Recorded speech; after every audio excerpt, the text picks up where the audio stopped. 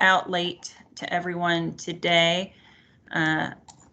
So first I want to let you all know, I think there's a little bit of confusion about the purpose of this group among the group and probably even among KDE members. So we went ahead and clarified that purpose statement, and you'll see we added a couple sentences here. KDE leadership will share with task force members guidance being developed by the department. Members will look for gaps in our thinking and assist with communicating a common message throughout the K-12 education community. So we wanted to be really clear that this is all about coordination and getting consistent messaging out to all of our constituents. I also added this legal disclosure because this is not officially an advisory group. It's not part of a statute or regulation. And so things are not handled exactly the same way. If we were making actual decisions or taking action in any way, there's a lot of other protocols that we would have to be following. So we're making sure that everybody understands this is not a task force that will be taking action. And this call is being recorded, and the recording will be shared publicly. Okay, so Kevin's going to give a welcome, and then we're going to hear from Kelly Foster and David Cook regarding the duration of NTI. Amanda Ellis is going to talk about graduation requirements, and then Brooke Gill and myself are going to walk through the developing 4 topics that will be communicated over the next week. And with that, Kevin, it's yours. All right, thank you, Karen, and I want to thank everyone for joining today, and thank you for your participation in this task force. It's crucial that we hear from each of you during this time, and with your expertise and the groups that you represent, it's important that we all come together weekly and address some of these issues, and we need your guidance as we give guidance to school districts, which brings me to I'm using 3 words. You may have already seen this on our website to focus the work of the department, and the 3 words are educate, feed, and support. While we have a wonderful mission and vision statement, and keeping with that mission and vision, we need to be a little bit better focused during this crisis period. And so the word educate means that we are striving to support schools and districts as they continue to deliver educational services to students, even though that's through a non-traditional way. The second is feed. Again, we're supporting schools and districts as schools and districts continue to feed all across the state, and I believe we have 100% coverage of our school districts providing food service, mainly through the summer feeding program, seamless summer program, and then there are some other alternative methods that districts are working with some nonprofits in their areas. We are very excited to have that coverage across the state. That is very much needed in any time, but particularly during a crisis when our families are facing also some economic uncertainty. And then the last is support, in that we pledge to support schools and districts through funding, through other methods, so that schools and districts can fully support their employees, keep employees as economically and financially whole as possible. And that is something that is very important since school districts are one of the most important, they provide the most important function in our communities, but they're also an important economic driver as well.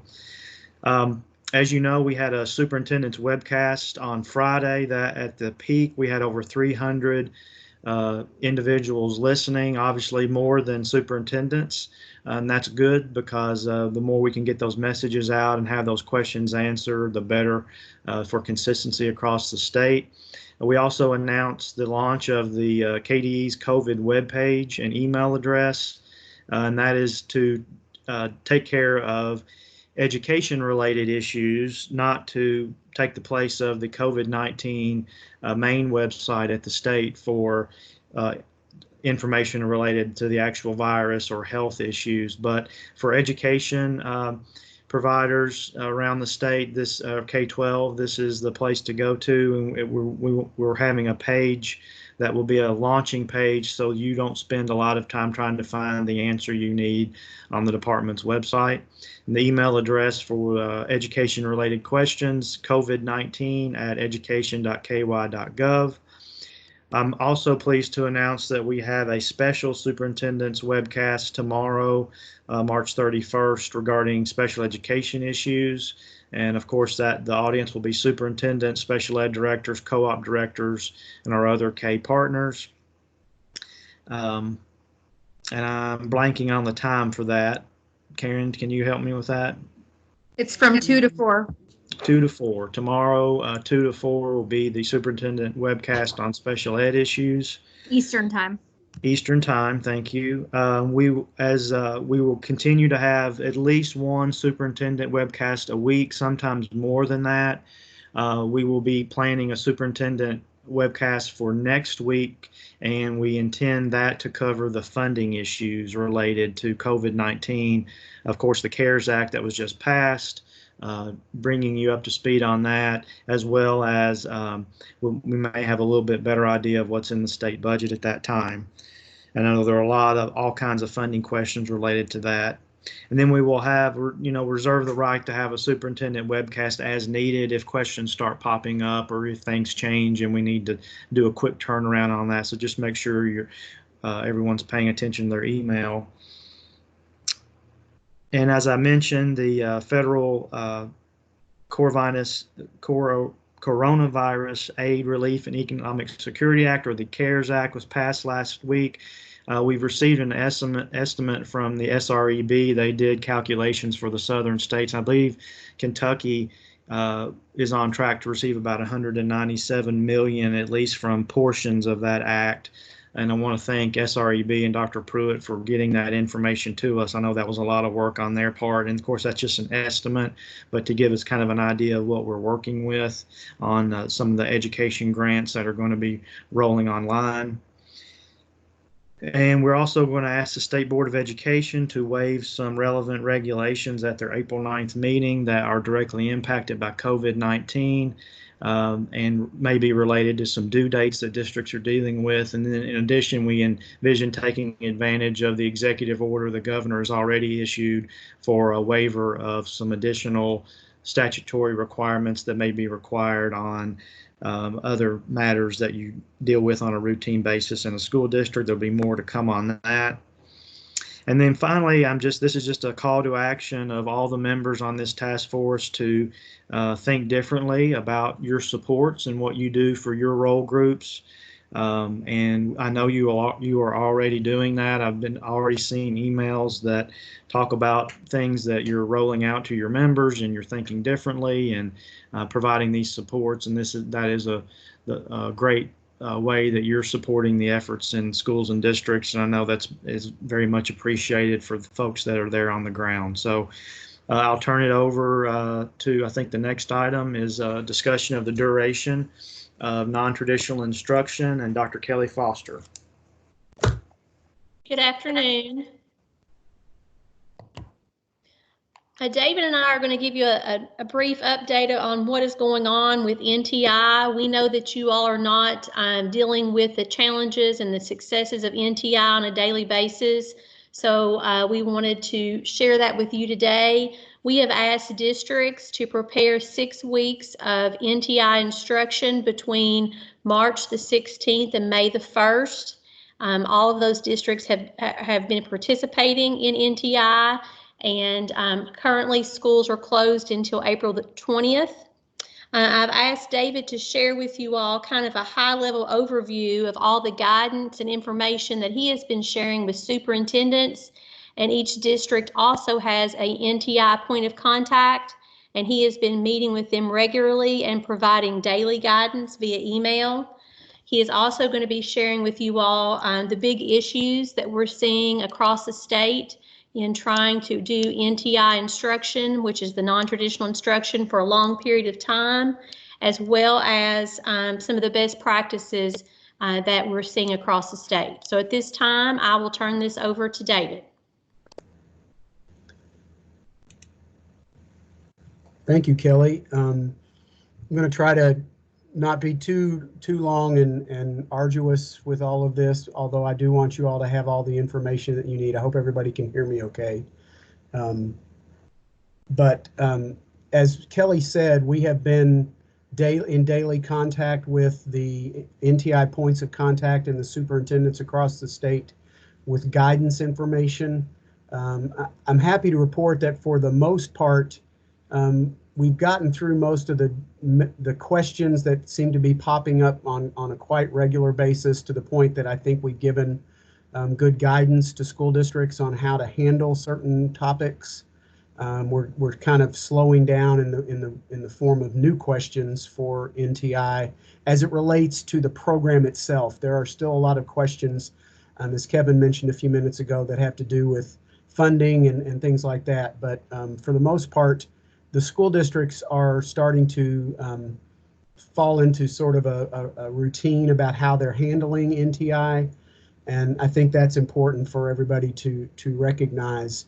The biggest things we've been dealing with in terms of guidance have to do, again, with how the program is operated in the district.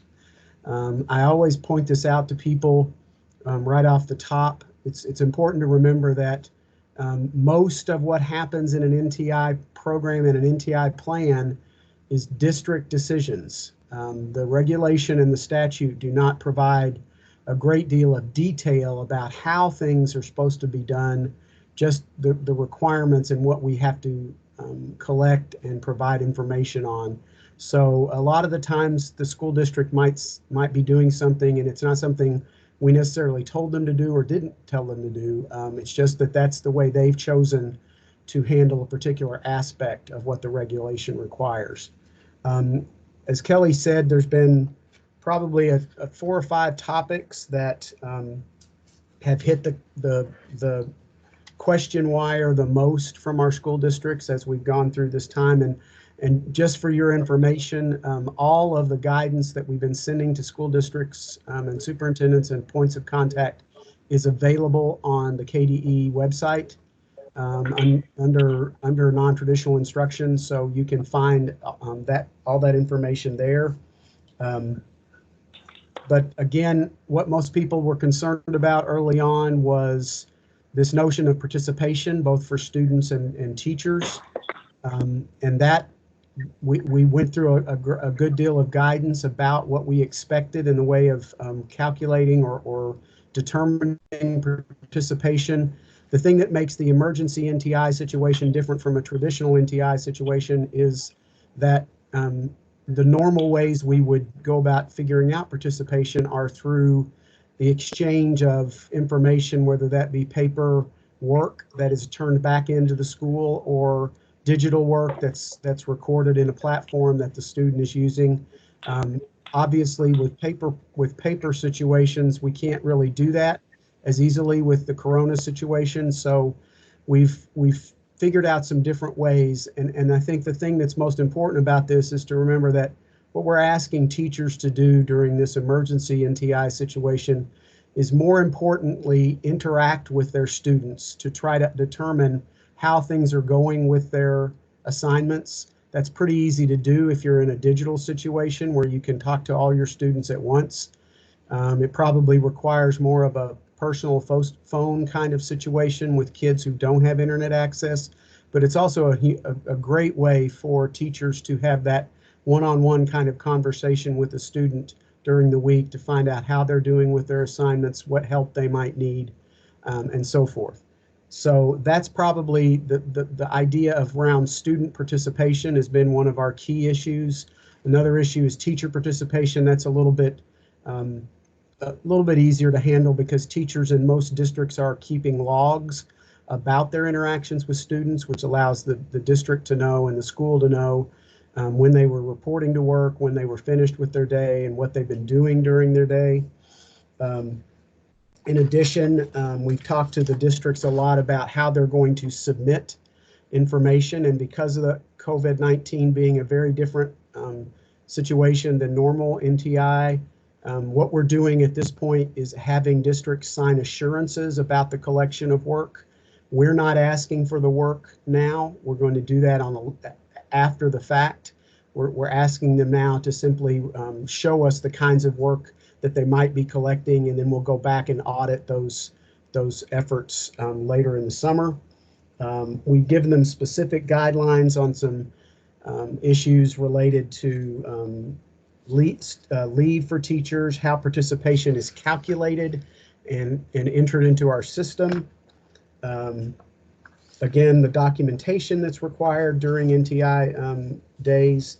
Those are the kinds of things that we have been regularly and sharing with our points of contact and our superintendents throughout the process. And as I said, I think we've moved to some probably different kinds of questions now about what, and I think Amanda and folks are going to be talking more about the things that are happening from an actual instructional content perspective, and maybe what grading and things like that look like. Kelly mentioned that we're starting now. My team is starting now to collect actual evidences of best practices, but I wanted to share with you briefly a document that we've created that we sent out to our contacts today that provides for them some, in the key areas of our instructional programming, what NTI looks like in a best practice kind of situation. So if Tony can, I'd like her to put that one pager up that I sent through a slide, or Andy or whoever is handling that today. It's Karen. I'll do that. Can everyone see it? Not quite yet, but hope. Thank you, Karen.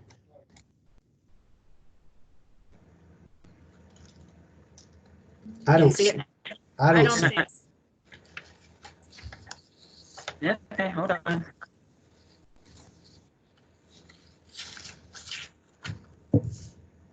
Try it again.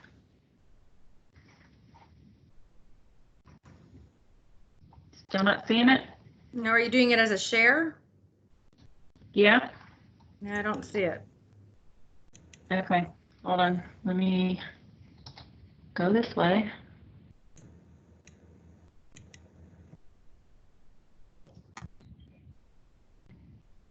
Nope, that's the wrong. Sorry about that.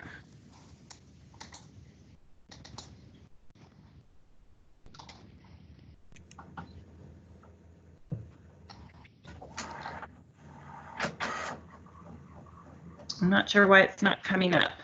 David, are you able to share it from yourself? I cannot. let me see if I can do that.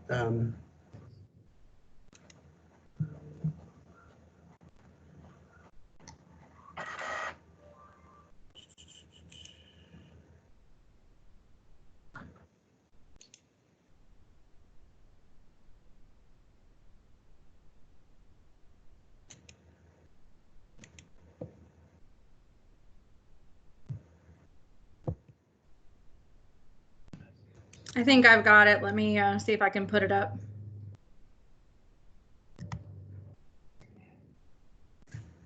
Well,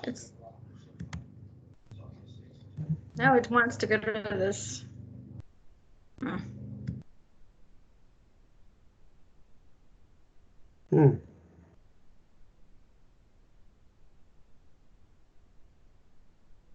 If I can.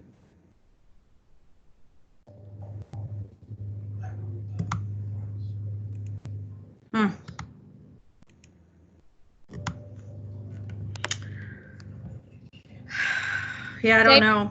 Go ahead and start walking them through those best practices, and then if they can pull it up, they will. Yeah. Okay. So what we've done in this document is really simple. It's just down the left is a set of characteristics of best practices related to non-traditional instruction, and then some actual text that kind of guides folks through those key elements. So this is just both from some fairly recent stuff that we've collected, but also from districts who have been doing the program for a while and how they've kind of migrated because of their past experience to make NTI as an emergency situation a little bit better. The first thing that I will say about a strong best practice NTI program is that it's teacher-led. And what I mean by that is it's not simply a situation where a digital platform like a learning management system is actually becoming the teacher. In strong NTI programs, they're using those digital platforms for support to the instruction that the teacher's providing, but they're not simply putting everything in there and sort of having it be all done, so to speak, by computer, but rather there are times and points in the week when the teacher is interacting through video conferencing or other methods, telephone or whatever, with individual students and with groups of students to try to make sure that the content that's been delivered is working for the students. So that's the first aspect of a strong NTI program. The second aspect is that while they're teacher-led, they are student-centered, which means they are very much about personalization. A lot of the aspects of strong NTI programs allow for a lot of choice for students, so they're not just simply there's only one assignment to do for a particular period of time. There may be 2 or 3 choices of things that they might do that allows them some flexibility in what they're working on. The third thing that I would say about best practices for NTI is that they're technology supported, which means, as I mentioned earlier, that the technology is designed, the platforms that are being used, learning management systems, things like Google Classroom and LMSs like Canvas are being used to help support the delivery of content, not simply be the only delivery of content. Finally, or not finally, but next, we have found that in really strong NTI programs that the lessons, the content that's being delivered to students is very much project-based, and that doesn't matter if it's an early elementary or a high school. What we have found that works best with NTI, and it's especially important for an extended period of time like it is with the emergency that we're in right now, is that project-based types of instruction are very, very much more suited to these long-term situations where kids are not coming back to school, because it allows the teacher to create something that can be worked on over a period of time. It's not seat time based. It's not saying that today your assignment is this and tomorrow it is that. It's saying that over a course of a period of time, whether that's days or even weeks, the project is being worked on and completed. So we have found the other thing that it allows for us to do in a situation like the COVID emergency, which we at the moment aren't sure about when that will end, is it allows you to build projects that, if in fact we do stay with NTI and that is how we kind of fill out the year, then it allows for us to finish the projects through NTI. But if we go back to school, it allows us to have the project be open-ended when we return to school, and the project can be completed once students return to school. So there's an added benefit when you focus your attention on project-based things rather than individual assignments that you might have given during a regular instructional period. This one is one I think that people are struggling with in a best practice NTI program. The program NTI is in of itself a performance-based program. It is not a seat time-based program. It was never intended to be a situation where instruction was done in the same way that you would do regular school, in that we know, because of all the factors that are out there with students, that nobody is sitting in the exact same time frame doing the work at the exact same time. So we try very hard in best practices to steer people away from assignments that have a time factor, like you have this 30 minutes or this hour. And we've had a lot of districts we know that have been trying to follow more of an attendance base for their NTI programs rather than a participation base, which is more performance related. It's very important, and we find in the best practice that you really try to remain focused on that performance-based aspect of the program. One of the things that's great about NTI, I think that sometimes gets lost in the fact that we're worrying and struggling and learning about all of these aspects, is that there's a great opportunity in NTI for real authentic assessment to happen between teachers and students, particularly in places where a teacher is needing to use a telephone to interact with the student rather than some digital format. They're going to get a chance to talk with that student in a situation that they might not get to in a regular day when they've got 25 to 30 kids in their classroom and they're trying to manage all of that. I keep telling people one of the great things about NTI is there are no classroom management duties and no discipline problems during NTI. So authentic assessment, sitting down on the phone with a student and talking 10 to 15 minutes, maybe once a week even, to say, how's everything going? What do you do? How are you doing with the assignments? Where are your problem spots? Let's work on that. That right there is great assessment information, formative assessment information for students. And we see it practiced very well in best practices in NTI. And then again, I will close. The last one on the chart is participation. Again, just a reminder, there's no time-based element to NTI. It is by nature a performance-based program, which is looking at students' participation in the program around how they're progressing on assignments, not, checking as you would in a grade book on every day that they were in attendance in the class and they participated in this sort of thing. So that's the chart. We will make sure that obviously that it gets to you. I don't guess we ever figured out how to get it on the screen, but well, Amanda, Tony handed on. Sorry. Say again, what? Tony handed on there briefly. Are you able to look at your chat, David? There's a question from Bridget in there. Sure. Let me or I can read it to you. Hold on.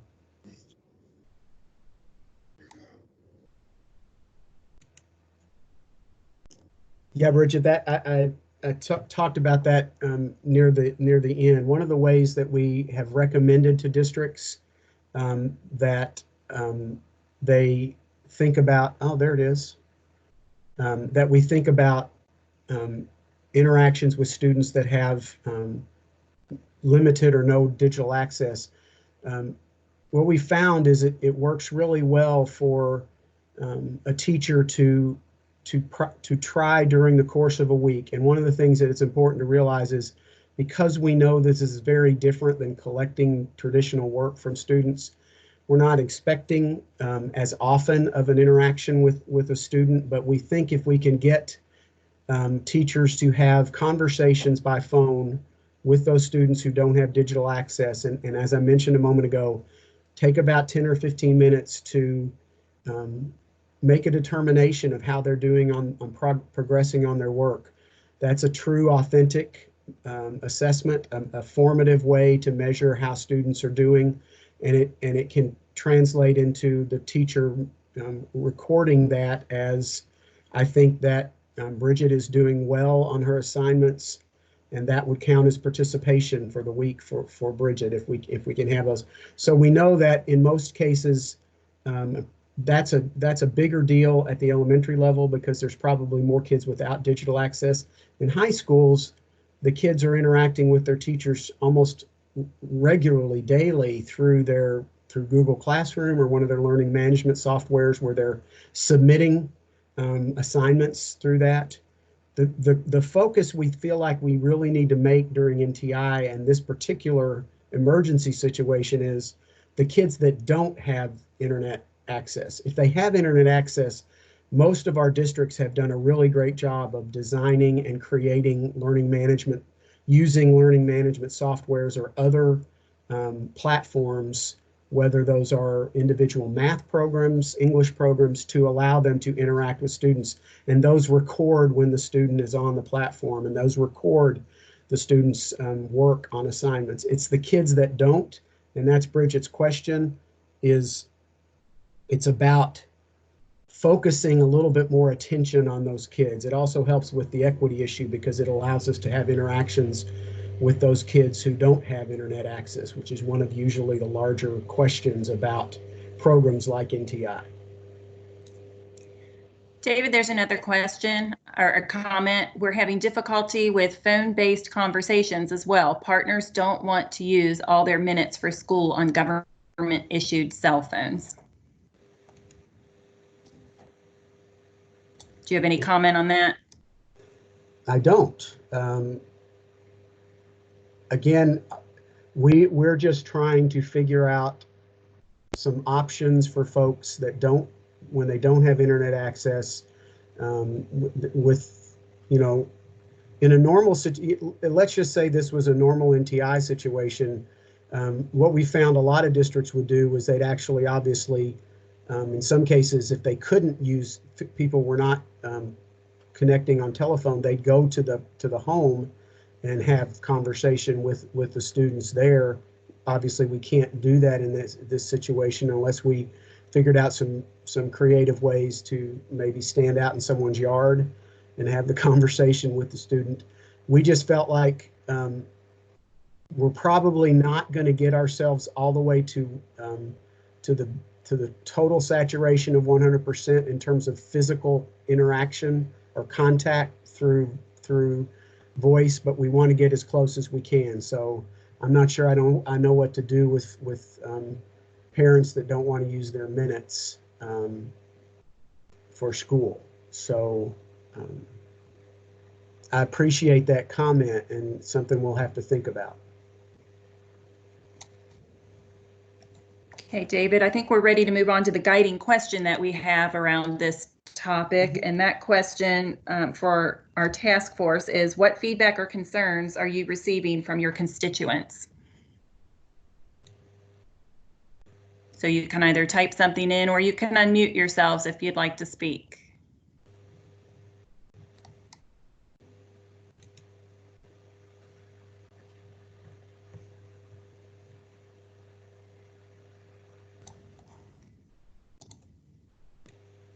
There's a comment here from Bridget. So there was a question following up on Martin's, or a comment.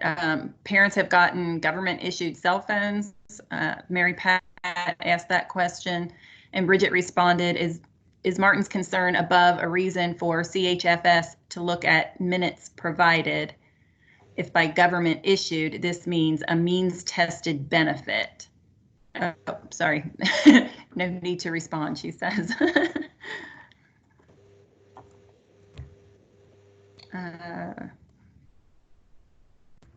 I do think, this is Kevin, I think that's a good point, though, that if that's the case, that's a perfect thing for us to be letting CHFS know that, because if there's any way to increase those minutes, if they're getting government provided phones, to we want to make sure that they have enough minutes to take care of the health issues or other emergency issues, but also to assist with instruction if that's what the problem is. So it sounds like that's been flagged to talk to CHFS about.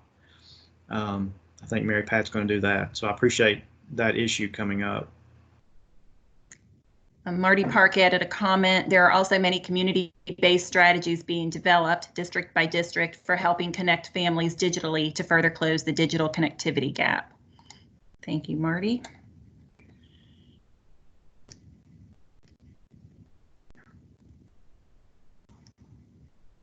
And then we've got OJ put in a comment. One comment that I've got relates to support staff. Does NTI have ways for counselors, friskies, and others who provide wraparound services, provide support for students through NTI? Considering the equity issue, my concern is that low SES seniors trying to figure out what to do after high school might be put in an even greater disadvantage without those folks. So OJ, and I've actually just got off the phone right before our call today with an actual employee in a school district who was a classified person that worked through a frisky, and they weren't sure what they were going to be doing. I think that's, again, that falls under that big, huge umbrella I mentioned earlier of things that NTI and the regulation don't address. During this time, we have found some really creative ways of, I think one of the important things for districts to know is that they need to continue, particularly with these wraparound services, to allow or to find ways for those staff to continue to connect and contact those students that they might have been working with prior to the closure, with regards to counseling services, frisky services, tutorials, tutoring services that they might use. It's important that those folks have still continue to have those connections by phone, by computer. That's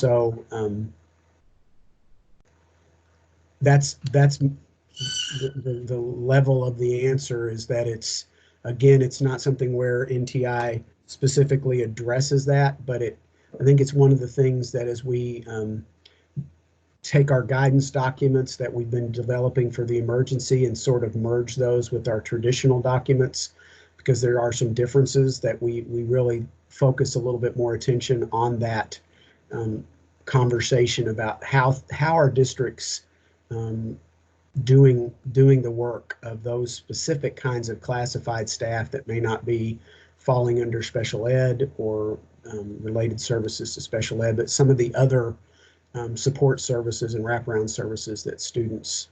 But again, the district sort of controls how they handle those particular employees in their district during an NTI situation. Okay, there's a comment from David Johnson, some concerns about parent and student fatigue if NTI continues long term. Eric says, I agree, David Johnson, the new factor will wear off, fatigue will set in. He says it's a personal testimony as well, and I second that. Damian Sweeney says, I have 2 webinars that I've done for school counselors, and I'll copy them here. Thank you, thank you, Damian.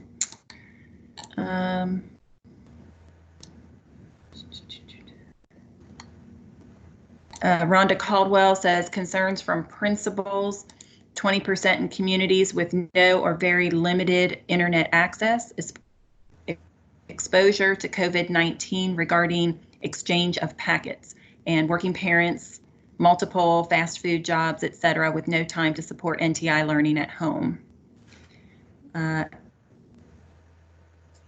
Eric says, we've heard that concern from members. I'm also starting to see this in social media among parents, the mental factor on parents, grandparents, many who are still working. Jim Flynn says that superintendents have asked about flexibility of hours of instruction toward the 1062 hours, since there is no time being used for recess and other non-instructional times that exist in many regular school day schedules. Brian Lovell, one of the things that we're working together in our districts is engaging our CTE classes.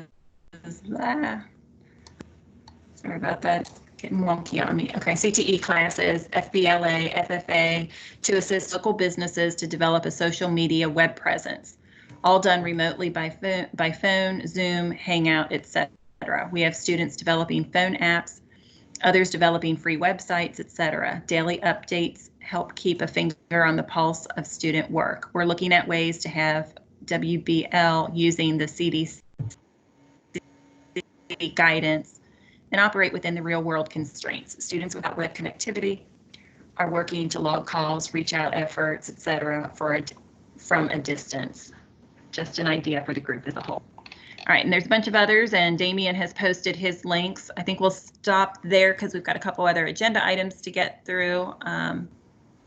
Before we go on, Karen, I do think we should address a few of the things, particularly the fatigue issue. Okay. David, or Kelly, I don't know if you want, we don't have answers for that. I mean, these are the things that we're trying to grapple with right now in real time, because NTI was really we never envisioned, we probably could envision a ice storm putting us out, a week or maybe, 7 school days or something like that, 10 days. But So that's an issue that we're going to have to address. The diminishing return issue. Is there some type of a phase 2 that we have at some point that triggers a revised way of learning through enrichment or through leaning on KET? I don't. These are some of the things we're going to have some discussions about. And are fatigued students and teachers still learning or still having activities every day? Is that better than no activities, learning activities at all? I mean, that's the question that I think as an education community we're going to have to grapple with over the next few weeks. And David and Kelly, I don't know if you want to comment on that. And then I'll also, after you finish, I'll address the other question about the flexibility on the 1062. Yeah, Kevin, I think you're right. I think one of the things, and I've mentioned it on previous, I might have even mentioned it with the task force last week, that without exception, every single district that has ever done NTI, the very first thing that happens in the first year that they do it is they think they're doing the right thing by creating a really strong, thick instructional program during the NTI days. And what they find out is because of all the factors that we know are out there, whether it be parents working or parents being at home and all of the factors that go into play, is that it's the quantity of instruction, not the quality. We need quality instruction on NTI days, but we need to be very careful. And I think some of the fatigue that we've already seen is because folks are asking people to do too much. It's important that we continue to think about all of the things that the kids need to continue to be practicing on, to be working on, but we got to be real careful that we're not over building out a 10-hour instructional day for kids to try to do every single day. That's why I talked about project-based learning as a great opportunity where kids are given a thing to work on, which they could do around their house, and that incorporates several different content areas, and it's done over a period of time. And it doesn't matter whether you're a technology-based student or not, as long as you have knowledge of what's being expected of you and you have an ability to connect either by phone. By phone in traditional NTI districts is one of the strongest ways that we have of interaction between students and parents. And we've addressed today some of the issues that might occur with that, and we hope we can find an answer to that problem. But I definitely would remind us that we need to be very mindful of how much work we're asking students to do, even now. Hi, this is Kelly, and I will just reiterate kind of what David is saying. Just for everyone's point of reference, and I'm sure you already know this, but just to double check, NTI was never supposed to be a long-term educational replacement. In statute, a district could be granted up to 10 days. So now we're looking at districts that have 40 days worth of NTI instruction currently granted to them. So we are very well aware that this is a struggle, that we are learning every single day about different issues, but just keep that in mind. I will also say that David and his team have done a great job in really working with the principals and the superintendents to ensure that we don't want to be overburdensome on this end. We want to ensure that instruction is happening, but we made several changes in our policies and procedures to ensure that the districts weren't overwhelmed on a daily basis of providing KDE info on what is going on in NTI. So we really appreciate your feedback. Kevin, I think I'll let you address the 1062 because I see that coming up a couple places in the chat.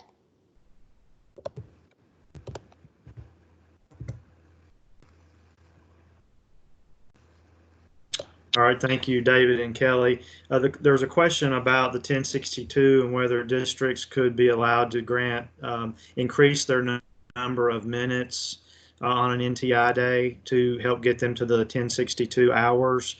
And right now we're not granting. If you're basically right now, if you're an NTI district, you get the whatever the length of your day. If you have a 6-hour day, then your NTI day is going to give you 6 hours.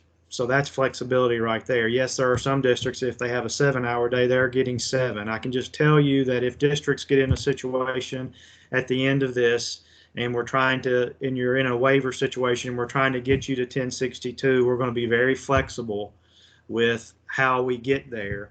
I just don't want right now to start granting minutes here and there just so districts can race to get to the 1062. We're going to operate on the rules of NTIs as we've been going, that district, as a district, you get the hours that is equivalent to your normal school day hours that you have in your calendar. And then we have flexibility if a district has exhausted all ways to get to I think the Senate Bill 177 talks about maximizing instruction, then we're going to be very flexible with that. The other thing that I want to point out is there was a great comment on here from Ronnie Nolan about making sure that districts involve the foster care system, because we still have foster children.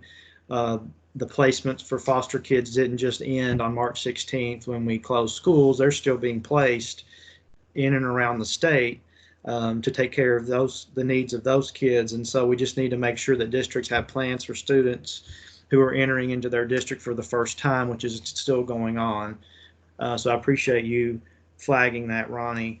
And then Karen, just to make sure, and I want everybody on to know that we're going to make sure that everything that's in the chat is memorialized in writing here by Karen's staff. So that is part of our record, and that's things that we will reflect on. And just in case you listed something in the chat that we didn't actually talk about, it's not going to go to waste or just not be utilized. That's right. Yep, we'll get that. Okay, ready to go on to the next topic?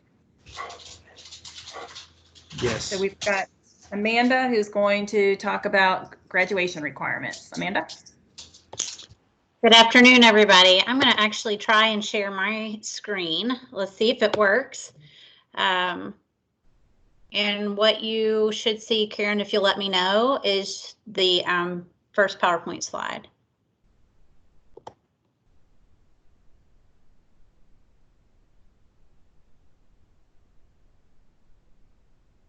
Are you able to see that, Karen? We see your screen. Thank you very much. So the big conversation's gone on about high school graduation and what do we do? And as Kevin was just saying, we're going to work from what information we've been given, but prepared for either going back to school or not. And so one of the big discussion topics have been about what do we do with high school graduation requirements? And as many of you all know or may not know, is that the Kentucky Board of Education sets the minimum high school graduation requirements. What is the absolute minimum you must have in order to graduate and earn a Kentucky high school diploma? And so what you'll see on the screen is that right now, especially with this year's seniors that still go by the old regulation, is that seniors must have 4 credits of English language arts. So that's English 1, 2, 3, and 4. They must have 3 math credits, which is Algebra 1, Geometry, and Algebra 2. 3 science credits, which is any of the science credits that the district selects as long as it covers all the standards. 3 social studies, the same as long as it covers standards, just as it does for English language arts and mathematics, but we outlined those courses. A half a credit in health, a half a credit in physical education, and 1 credit in visual performing arts with 7 elective credits, which is a total of 22 credits. That is the minimum. There's also competency in technology. The Civics Test is a requirement, and we'll get to that in a little bit. But what we're talking about is many districts have local school board policy that take the minimum and they add to it. So many of your districts, whether your parents in those districts or you're leading those districts, have additional requirements. It may be additional electives, it may be additional course courses. I know that my child's high school requires econ as a social studies credit. That's a requirement for seniors. That is not a minimum requirement in the reg. That's an addition to. Some require transition ready. Some require that you meet benchmark or have a credential, so on and so forth. And so in the situation in which we are in right now, we've come up with a couple of very simple solutions and to yield feedback from you all. So the first consideration that I'd like to put out there for a point of conversation is an option one is if we ask that all districts modify their or waive their policy at their local school board and only require this year's 2020 seniors to meet the minimum 22 credits. Which is what you see on your screen now.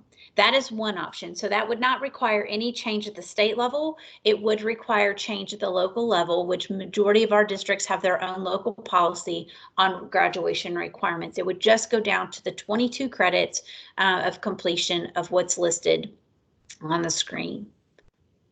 The other option we've even talked about, which is just a little bit of a variation. You'll see the same 4 credits in English language arts, 3 in mathematics, 3 in science, 3 in social studies, a half in health, a half a credit in physical education, and 1 in visual performing arts. What you'll notice is that's only 15 credits, and it does not include the required electives. This is to get into the bare minimum core courses as a minimum graduation requirement. This would still cause or ask for the local district to waive their requirements, and it would also be requesting that the KBE waive their requirements to alter the minimum graduation requirement. So we would have to go to the Kentucky Board of Education, and glad to do so, to ask that they waive the 22 credits and reduce it to the 15. So these are 2 possible options. We'll come back to these to review because I'm actually going to put a voting button into the chat here in just a moment to capture your feedback and your thoughts. And then also the other piece that a lot of folks have been asking about, which I'll ask Todd Allen here to jump in and make sure I get this correct, is this year would be the first year our graduating seniors. If everyone could mute, that would be great. We're getting a little bit of feedback. The civics test is a statutory requirement that is required by the 2020 high school graduates this year. There are lots of options. This is district determined on how it is administered, how often it's administered, whether it's pencil paper or online. We do have it online as a digital driver's license in that format where folks or the students can take that test. It's 100 questions and they must pass with at least 60% pass rate. Many are who don't have access. We've had several email in, a lot of counselors asking, what do we do? Students don't have access. We don't want to send home a paper test we may not get back. What do we do? And so Todd, can you help me with the language that we would request that we would waive? Sure. It's proposed what we intend to do is waive the civics test requirement for any student who would have otherwise graduated at the end of this school year, the 1920 school year, who does not have access to take that test online. It's my understanding that the University of Kentucky does have an online platform where students who are learning from home can take that test. However, we realize some students don't have that online access.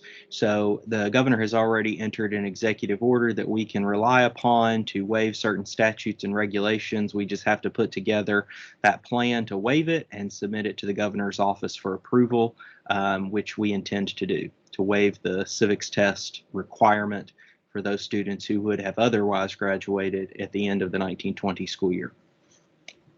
Thank you so much. So I'm going to go back just really quickly and show you the 2 option pieces. I welcome your comments, but I'm also going to put, like I said, a link in, and I'll put that in just a moment. So the first option would be to ask districts to waive their additional requirements and go with what's already in the law right now that's in regulation for the 22 required credits. Option 2 is to go even further, to ask for local waiver, or for the local district to waive their additional requirements, and to ask the KPE to waive the elective requirement and get down to 15 credits for the 2020 graduates. So I'm going to pause there. I'm going to stop sharing my screen. I can share it back if I need to. And what I'm going to do for this, because we do have several in, is that I've actually, just so you all are able to see it, can put in, if you'll click it in the chat box, you'll see where it says graduation requirements. If you click on that, you'll be able to vote on option 1 or 2, or if you don't like either of those and you would like for something else to occur or another consideration, we would be happy to take that. And I'll take some questions that are popping up in the chat box now. Eddie Campbell said, why would we not waive the civics exam for all students since the state assessment for students have been waived already? It certainly can apply to that, Eddie. Many of our seniors already took this and already have it passed, and many of them did it last year as juniors. But if we do have students who don't have access to take it, then we could certainly have that waived in what Todd was talking about. So it's just to take the burden off as one more thing to worry about. But I know exactly what you're saying. I appreciate your comment. Amanda, there's one from Tanya Crum. Do we have a sense of how many seniors are already at the 15 versus 22 credits? We do not at this point. That would have to be pulled through Infinite Campus, and because that's the course codes were consolidated 2 years ago, but there are lots and lots of codes out there, and especially with the science credits and the social studies credits, we would have to dig a little bit. We could certainly see what we could find, but at this point we have not pulled that up.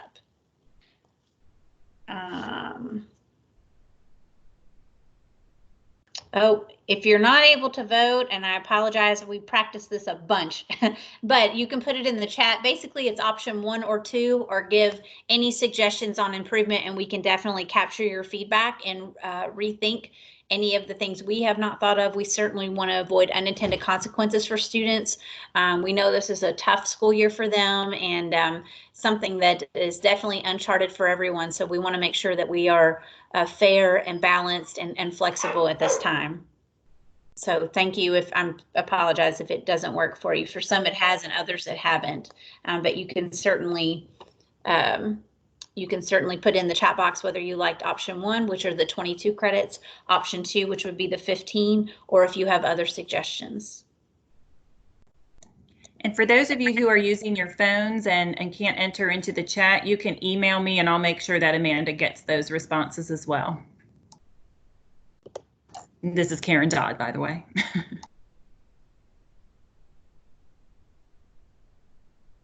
And then also, this is another comment made by Stephen. It just says, I know you know this, but whatever you choose make overly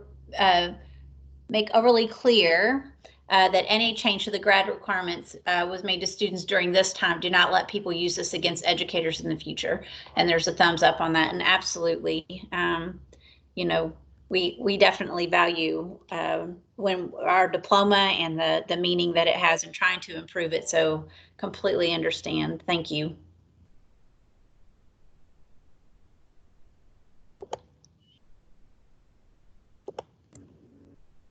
Rhonda had said, I'd like to poll principals to understand where students range of 15 to 22. Rhonda, I welcome that feedback and would love to hear what you come up with. And this is why we need your all's input, and we want to really solicit your feedback as this task force, because you're thinking from all different perspectives and different folks from across the state. So this is really important that we get this right. Thank you for your comment.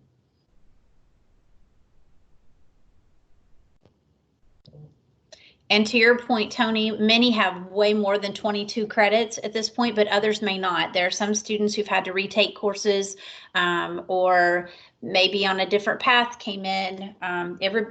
Lots of kids have different paths and different scenarios that come up in their way. And that's why I want to make sure that we really are fair and balanced in our approach. But I appreciate your question. And Rhonda, I'll be happy to talk with you this afternoon if you're available, or first thing tomorrow morning. And for Julian's point, it's about the difficulty of getting boards together. It could be really difficult. Let's see. And he was echoing Stephen's opinion too. I appreciate that. Thank you, Julian, for your comment. And thank you, Eric, for being willing to communicate the message, and we will definitely try to solidify that soon.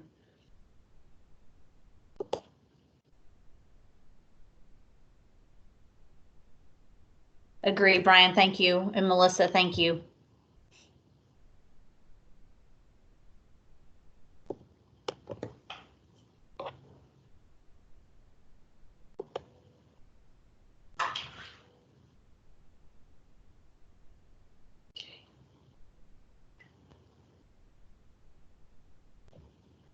And Tanya, to your point, talking about the end of course grace, this is still a piece of discussion. I was supposed to talk to Kia on Friday afternoon, but our superintendent webcast went pretty close to 5. And so actually, I will have feedback today from Kia about the grades and keys. This has been a big point of discussion, not just in Kentucky, but quite honestly across the nation. I don't know if you saw North Carolina has very similar guidance as us, is deciding on, and they don't have keys, the pass fail versus the grades. What do you do and how do you make that equitable? Those are big decisions for districts. And those are things we have to consider. And I appreciate your comment just about that. And to Ronnie Nolan's point, would either option, especially the 15, had implications on college admission requirements? That's a great question too. I will go back and double check on that. Most students would have their pre-college in, but I will double check to make sure that with all of the criteria. Thank you for bringing that up. It's a great point. And OJ, I will try and post the PowerPoint in the chat so you're able to see it. And you're able to see what the options are. Sorry about that. That is option 2, and then at the local point, choose to waive. Eric had another question. Can the KBE waive this? That is option 2. And then at the local point, local boards can choose to waive what they had was beyond 22 credits, or a local board could choose to waive everything down to 15 credits. Is that how you see option 2 working? Initially, how we saw option 2 working is that the local board would waive the additional requirements and just the minimum would be the 15. That's a good question, Eric. Thank you for clarifying what our thinking was. I appreciate that. And then Stephen had said, from what we're seeing in the South, colleges and state higher ed offices are making adjustments to entry requirements. Several are even waiving ACT and SAT. I appreciate that. I definitely will follow up to make sure of that as well. I've seen that as well, Stephen, in I think I've seen that in Georgia and North Carolina when we're looking.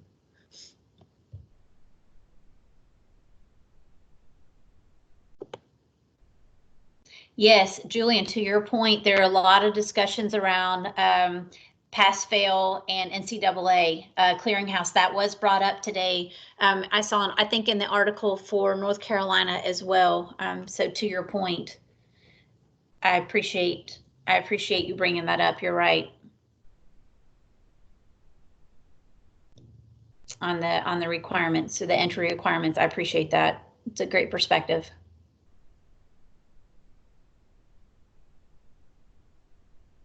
Yes, and David Horstman, to your point, dual credit. As you know, a lot of the universities are giving college students the option to either opt into pass fail, or some are simply using pass fail. David, if you want to speak to that, I'll be happy to mute my line if you have any additional information you wanted to share on that. I just wanted to mention that KCTCS is not going to pass fail so that all of their dual credit students or all of their students would be able to transfer credits to the colleges or universities. Great. Thank you so much. I appreciate that. Okay, I really appreciate your feedback. I'll get the PowerPoint up on the chat. We'll capture your feedback and follow up, but I really appreciate it. If anything else comes to mind, let me know. And Rhonda, I will reach out to you to find a time to meet so you can get additional feedback from your principals. And Stephen also addressed Julian's comment about reaching out. So thank you, Stephen, for that. Karen, I'll turn it back to you. All right, thanks, Amanda. Okay, we're going to move on to our last agenda item, and that is around coordinating communication. And pardon me, Brooke Gill from the Pritchard Committee is on the call, and she's going to share a template that she shared with me, looking at something that they've already started and how this conversation that we're all having can fit into the template that she's working on. Brooke, are you ready to share? I am. Can you guys hear me and see the Groundswell weekly resource? Yes. Great. Okay, so hello and thank you for having me on. This is something that we've created for, we started with that first box there, families with young children. And it was really in response to families feeling a little bit of information overload.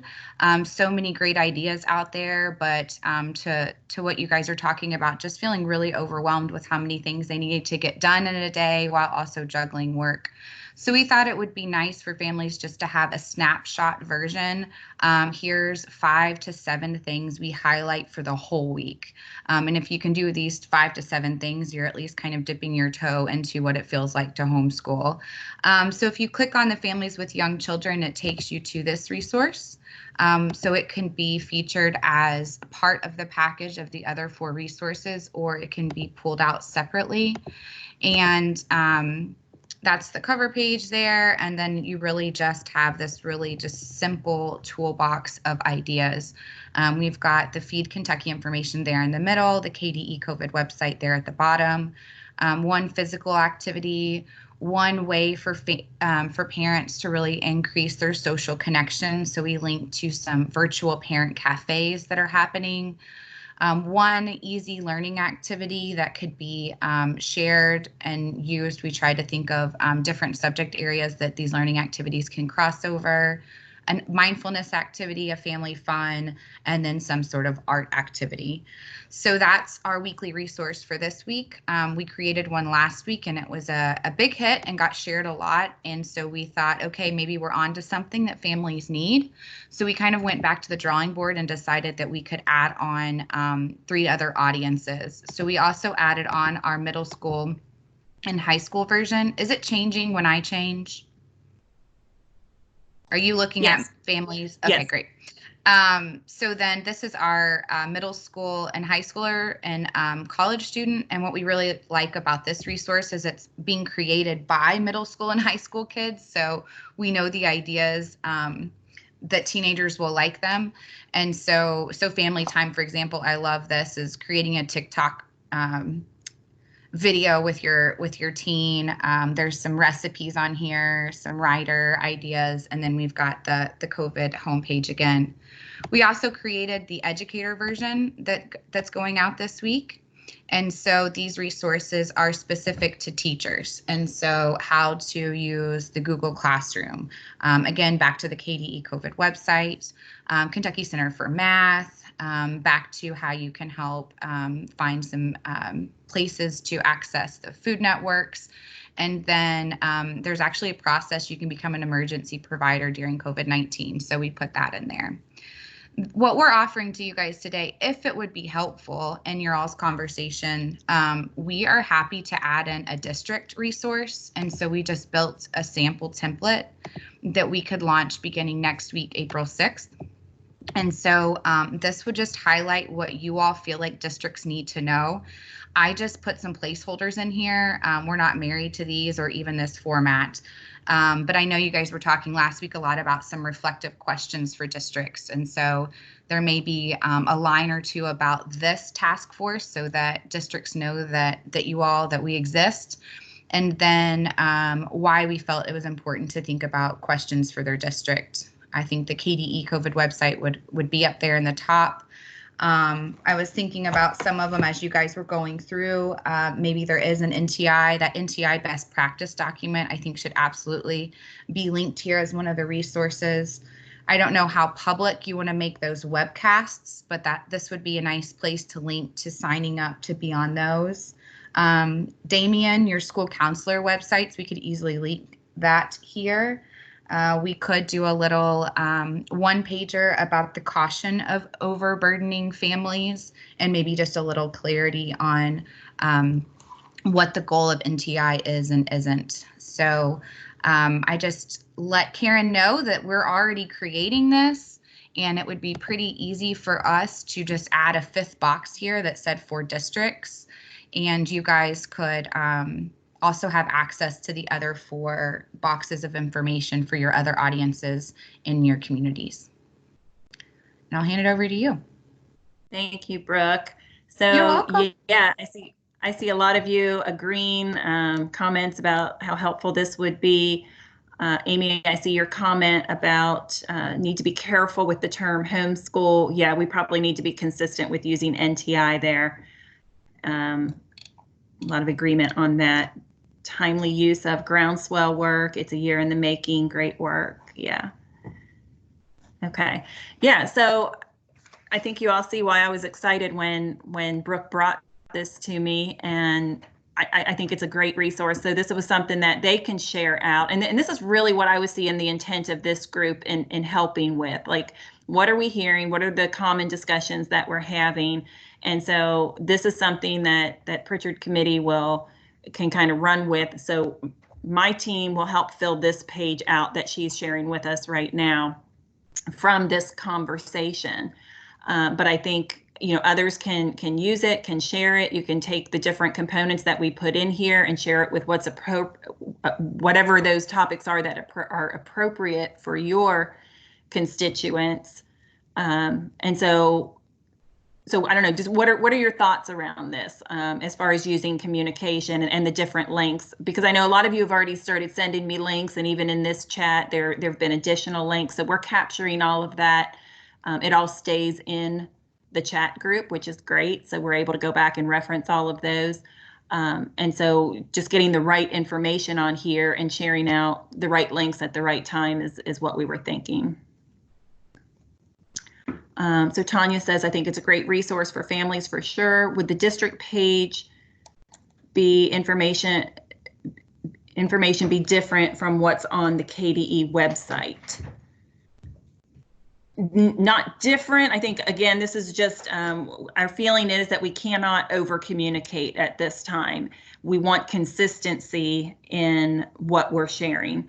So this would be just another way of sharing kind of the big things that are happening right now.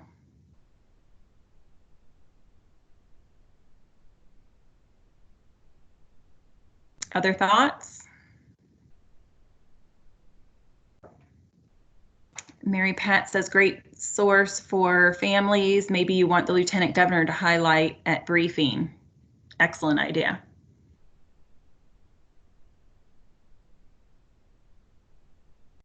So if we were to move forward with this, what would be those where we have, 4 questions to consider in your district? I'm going to pull up, if you want to stop sharing, Brooke, I will share what we came up with last time. Hopefully I won't have any issues with it now. All right. Can you guys see my screen? Not yet. Oh, yes. Okay, thank you. All right, so these were the ideas, that the guiding questions that we talked about the last time. So this was kind of what Brooke and I's conversation was about earlier last week was, you know, do we take these guiding questions and use these to populate that communication? So I wanted to bring this back to make sure that we're honoring the work that we've already done. Are these the right things or not? And while I'm sharing, I can't see the chat, so if somebody could help out with that.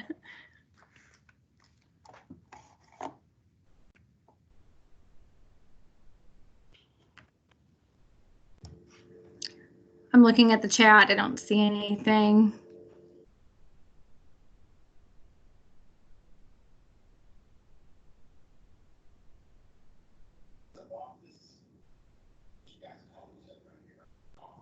And you'll be getting and talk.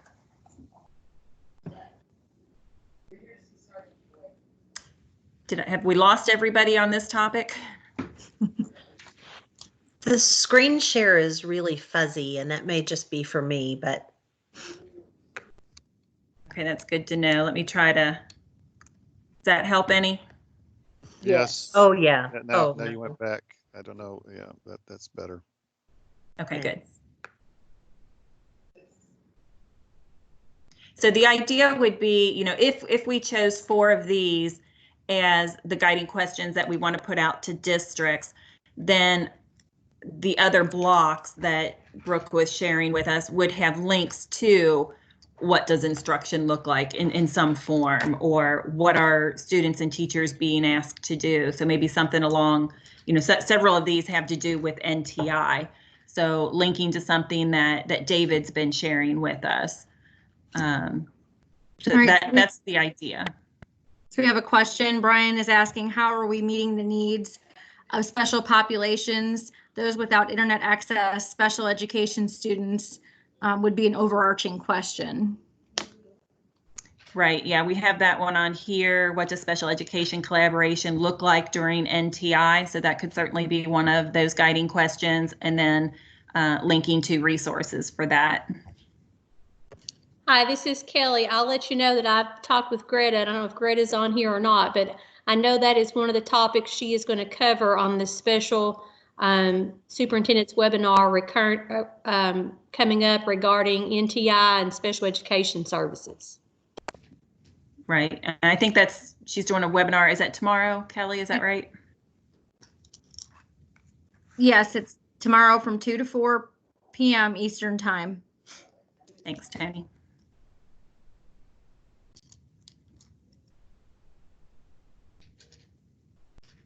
Okay. Well, I'm going to quit sharing this. I think. There we go.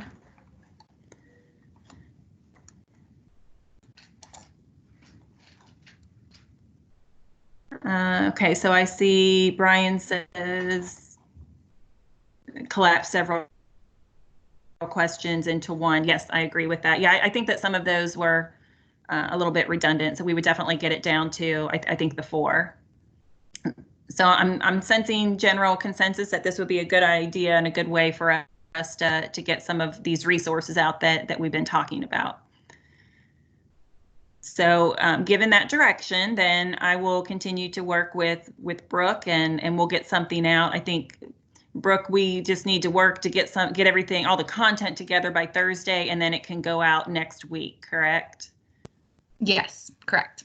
And then if we like that format and everything's working well, then we can do that from week to week. That would be how we are getting out the feedback that we're receiving through this task force. So it's a way to keep everybody, because we have publicized that this task force is meeting. And so we've gotten a lot of questions about what we're meeting about, and people are kind of looking for guidance from this task force. So this would be a way of letting them know the resources that are being shared here and getting it out to everybody. So that's the main purpose for doing what we're suggesting.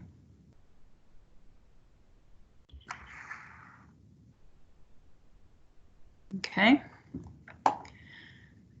Kevin, that's all I have on this topic, and that's all we had on the agenda. So if you want to add any other comments.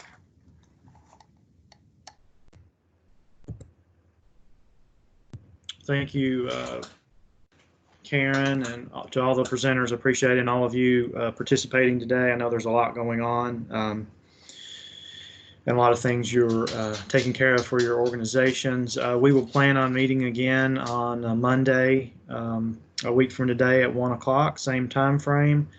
If you have additional feedback, feel free to send that to Karen Dodd or myself. And Karen, do you have any closing comments? There's one question in here from David Johnson, who will be able to access this resource and how. So Pritchard Committee will be sending it out the way that they've typically sent it out, and then I'll be pulling out just that one page. So we become number 5 on their full document, and then KDE through our communication routes will send out just our portion of it. And then the idea is, if you see anything in there that you think your constituents, the folks that you have an audience with, would be interested in, that you share that same information with them. So again, it's about consistency of communication, and that we're all saying the same thing as far as what's coming out of this task force. So I apologize if I didn't make that clear. Just some things that I have, Karen, just some takeaways generally for me is I think we need to continue to explore and address the issue that keeps coming up. It's on everybody's mind, the fatigue issue, about what this looks like after 6 weeks of it, and can we get to 6 weeks, and if we get to 6 weeks and districts are still short of their 1062, can they go a 7th, 8th, 9th?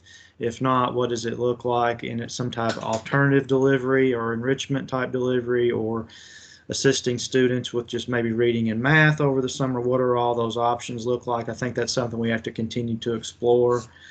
And then I think we need to provide a little more clarity on the option regarding the citizenship test. There was pointed out whether or not we should just do the blanket waiver, or at least maybe communicate that in a little more clearly. And then we have, of course, the Pritchard resource, and then we have the good feedback we've received on the 2 options. So those are the big buckets for me from this meeting today. Are any further comments before we sign off? There's a couple questions about how the resource will be shared online only. So and Brooke, you may want to jump in here. My thinking was that this would go out via email, and then linking to it. Brooke says for now, yes, online only. We're looking at more options for printing. Okay. Ours could go out several different ways, different emails to different audiences, as well as being online once we get our launch page up. And by the way, the launch page should be up tomorrow. We had a little bit of issues with that on Friday, so it is not posted yet. If you were looking for the COVID-19 launch page, it should be up tomorrow. And I also want to point out that we are recording this, as I said in the beginning, and this will be posted. We have a site just for this team on our advisory page. So I will share that with all of you after this meeting, and once we get the link up, and that way if any of you if you're on here, of course you have heard it, but if you want to share it with anybody, it will be out there on our media portal to share with others. And that's all I have. All right, thanks everyone for participation and for all your assistance and your support over these last few weeks. I know it will continue. So we will see, if we don't see you somewhere else online before, we will see you here at 1 o'clock next week. Thank you. Thanks, everyone.